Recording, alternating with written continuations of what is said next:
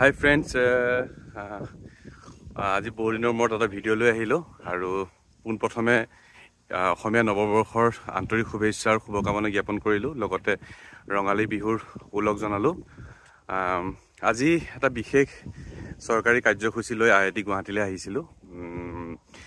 বৰ্তমান আমাৰ জাগিৰোডত হ'বলগীয়া ছেমি কণ্ডাক্টৰৰ বিষয়ে এখন কনফাৰেঞ্চ আছিলে। ৰিগাৰ্ডিং দ্য কনফাৰেঞ্চ আজি ৰাতিপুৱাৰ পৰা গুৱাহাটী IITত উপস্থিত আছোঁ। বিভিন্ন ধৰণৰ ট্ৰেইনিং প্ৰগ্ৰেম বা বিভিন্ন ধৰণৰ ছেমি কণ্ডাক্টৰ ৰিলেটেড বিভিন্ন ধৰণৰ ডিছকাশ্যন চলি আছে।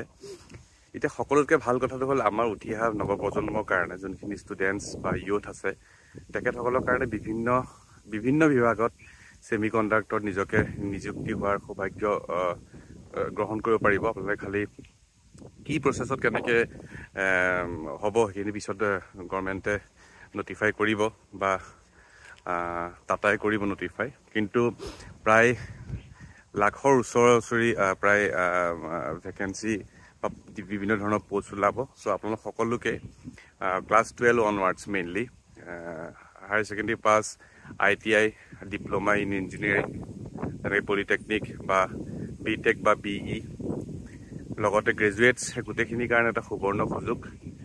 আৰু বিভিন্ন ধৰণৰ বৰ্তমান চলি আছে কেনেকৈ ধৰণৰ কি পোষ্ট ওলাব সেই বিষয়টো মই পিছত বা আপোনালোকে গমেই পাব, আৰু এই বিষয়ে ভালকৈ এটা ভিডিঅ' বনাম যে কেনেকুৱা ধৰণৰ পোষ্ট ওলাব। ঠিক আছে, চ' থেংক ইউ ছ' মাছ। আজি তেতিয়া ইমানখিনি কথাই ক'লোঁ, লগ পাম।